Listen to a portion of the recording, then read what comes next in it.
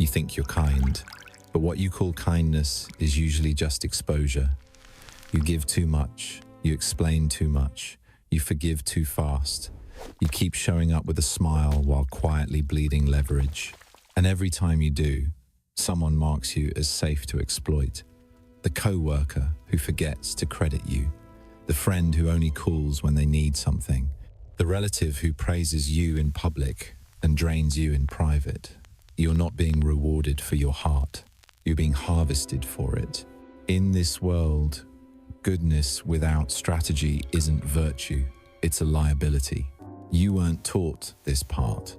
You were taught to be patient, to be understanding, to take the high road. You were told that if you stayed good long enough, the world would eventually notice. That respect would arrive on its own. That intentions mattered more than positioning. That belief is expensive. Because while you were learning how to be decent, others were learning how to win, quietly, without apology. They learned how to read rooms, how to test boundaries, how to sense weakness disguised as virtue. They learned one thing early. Society does not punish manipulation, it punishes naivete. Power games exist whether you agree with them or not. They operate beneath politeness, beneath smiles, beneath moral language. They don't announce themselves. They don't look like villains. They look like normal people who understand leverage better than you do. This is the part most people refuse to accept. You don't lose because you're bad. You lose because you're predictable. Every time you over-explain, you give away information. Every time you forgive without consequence, you train behavior. Every time you stay silent to keep the peace, you surrender territory. And the world notices. Not consciously, instinctively. Human beings are pattern recognition machines. They test, they probe, they push just a little to see what happens. When nothing happens, they push more. When you tolerate, they escalate. What you call being patient, they experience as permission. This is not about cruelty. This is about reality. Power does not respect intentions. It respects limits. It does not respond to how good you are. It responds to what you will and will not allow. You felt this before. That moment when someone crosses a line and then watches your face. That pause after a disrespectful comment, waiting to see if you'll swallow it. That sinking realization that they knew they could get away with it. That's not accidental. That's calibration. Most manipulation isn't dramatic. It's quiet. It's slow. It's wrapped in familiarity. It hides behind jokes, favors, guilt, and I didn't mean it like that. By the time you realize what's happening, the dynamic is already set. You're the giver, they're the taker. You're the stabilizer, they're the chaos. You're the one adjusting, they're the one deciding. And here's the uncomfortable truth. They didn't force you into that role. You walked into it unarmed. This is your warning. What follows is not comforting. It will not affirm your self-image. It will not tell you that everything happens for a reason. It will explain why the same patterns keep repeating in your life with different faces, why you keep attracting the same types of people, why your goodness feels invisible instead of respected. If you're looking for reassurance, leave now. If you want to stay morally clean at the cost of being controlled, close this. But if you're ready to understand the mechanics beneath the surface, if you're willing to trade innocence for clarity, then keep reading. Because once you see how these games work, you can't unsee them. And once you stop playing unconsciously, you stop being easy to use. The question is no longer whether power exists. The question is whether you will remain unprotected in a world that rewards those who understand it. The first archetype you will meet is the chaos architect, the sinking ship. This person is never calm, never stable. Their life is always on the edge of collapse. A crisis here, a disaster there. Nothing is ever their fault, yet somehow everything around them is always on fire. You meet them at work, in friendships, in families, They pull you aside with a lowered voice and tired eyes. I don't know why this always happens to me. That's their signature line. And you believe them, you step in to help. You offer advice, time, emotional labor. You steady the ship while they panic. But here's what you don't notice at first. The chaos never ends, because it's not an accident. It's architecture. The chaos architect creates instability, because instability keeps people close. As long as things are breaking, you feel needed. As long as there is an emergency, you stay engaged. Your inner dialogue sounds noble. If I don't help, who will? They're just unlucky. They need someone steady. What you don't see is that every time you fix their mess, you reinforce the pattern. You become the ballast holding a ship designed to sink. Never stabilize chaos that someone refuses to escape. The moment you stop rescuing them, the storms either stop or they move on to someone else. And that should tell you everything. The second archetype is the bottomless pit, the empty bowl. This one is quieter, more polite, more grateful, at least at first. They don't arrive with chaos. They arrive with need. They take your time, your energy, your resources, your attention. Small things at the beginning, a favor, advice, support. You give, and they thank you. You give again, and they nod. Then something shifts. Gratitude fades. The bowl is never full. No matter how much you pour in, there is always more required. Their signature line is simple: I just need a little more. And you believe them because you remember how appreciative they were in the beginning. Your inner dialogue keeps you trapped. They've had it hard. I can't abandon them now. After everything I've already given, it would be wrong to stop. This is the hook. The bottomless pit doesn't manipulate with aggression. They manipulate with entitlement that grows slowly. What started as generosity becomes obligation. What was voluntary becomes expected. And the moment you hesitate, you are made to feel selfish. The psychological mechanism is depletion. They drain you until you are too tired to resist and too invested to walk away. Never try to fill a void that has no bottom. Giving without limits does not create loyalty. It creates consumption. The longer you stay, the more invisible you become and the less you are valued. The third archetype is the professional victim, the broken mirror. This one is dangerous because they appear moral. They speak the language of feelings, fairness, and harm. They are always wounded, always misunderstood, always wronged. Their signature line is carefully delivered. After everything I've been through, and the moment they say it, the room shifts. You hesitate, you soften, you lower your guard because attacking them would feel cruel. That is the mechanism. The professional victim weaponizes guilt. They turn their pain into authority and their suffering into leverage. Any boundary you set becomes proof of your insensitivity. Any disagreement becomes an attack. Any distance you take becomes betrayal. Your inner dialogue keeps you frozen. I don't want to be the bad guy. They've suffered enough. I should be more understanding.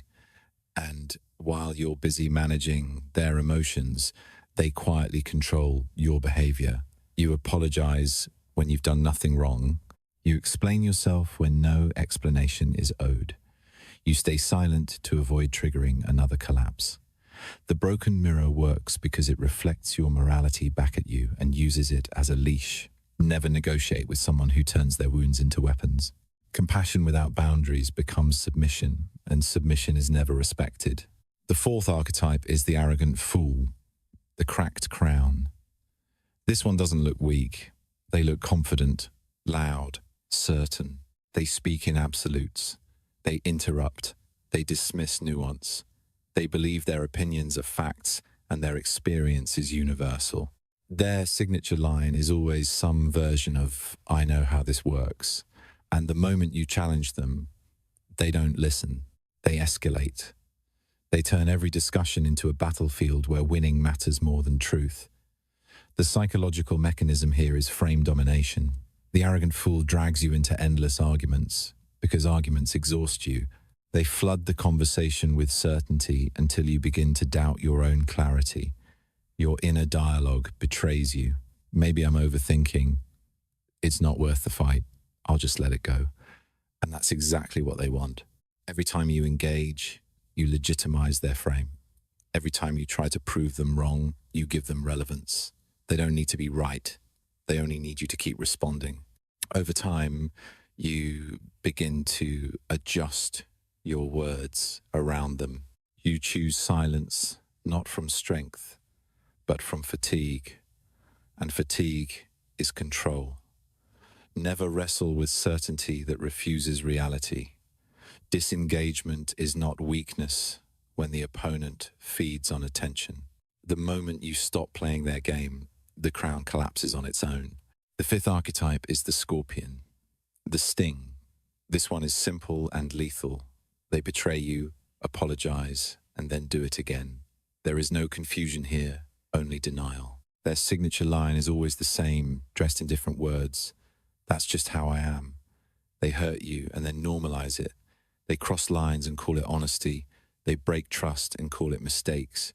The psychological mechanism is intermittent reinforcement.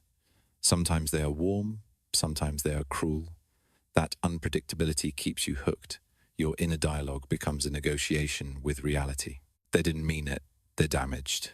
If I just explain it better, they'll change. But the scorpion does not change. They sting because it is their nature, and because you keep standing close enough to be stung again.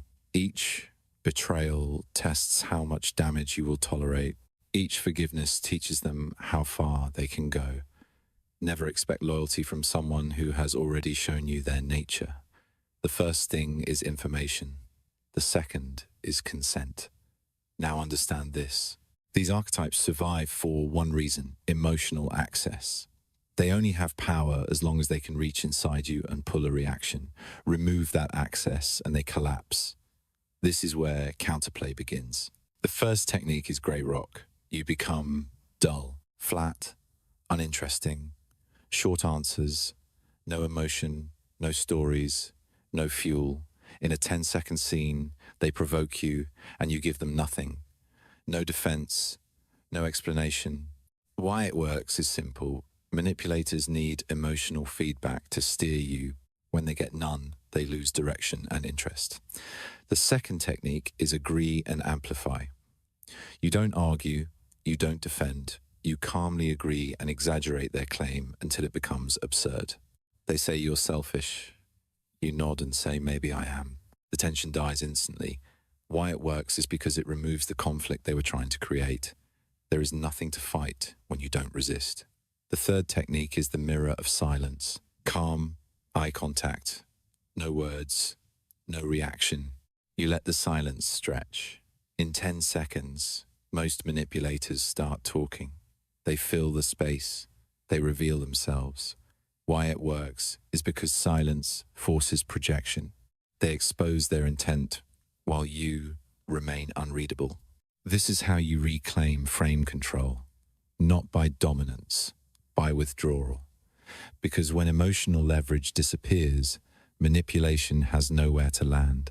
People are not manipulated because they are stupid. They are manipulated because they are human.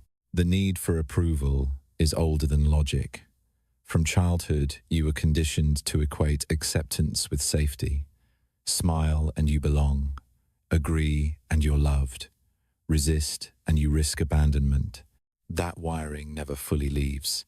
Manipulators exploit it. They sense your fear of being disliked and turn it into leverage. The fear of abandonment keeps you available long after respect is gone. Shame, conditioning does the rest. You were taught that saying no is selfish, that boundaries are cruel, that withdrawal is punishment. So when someone benefits from your lack of limits, they label your self-protection as moral failure.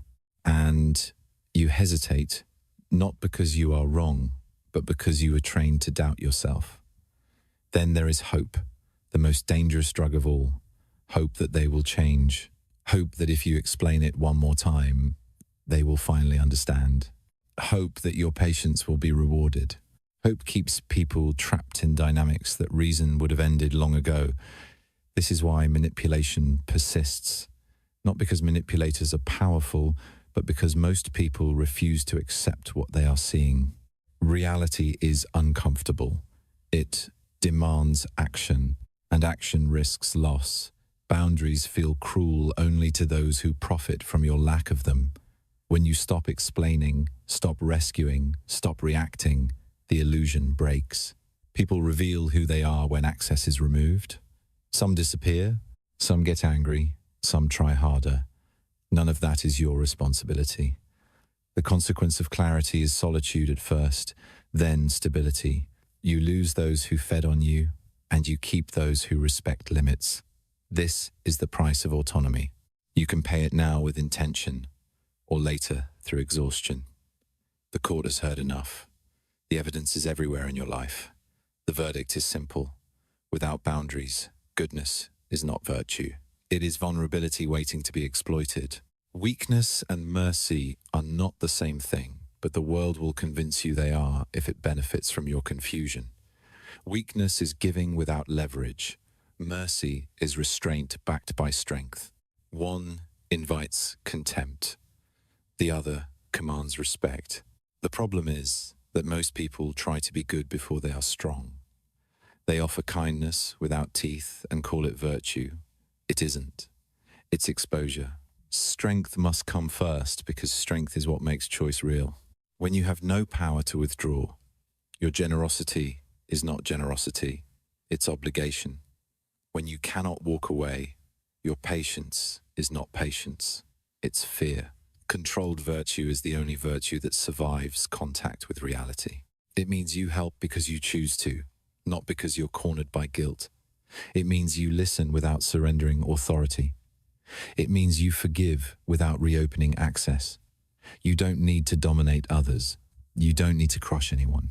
You don't need revenge. You need to stop being available for exploitation. That requires silence where you used to explain, distance where you used to chase, and boundaries where you used to bend. Some will call you cold. Some will say you've changed.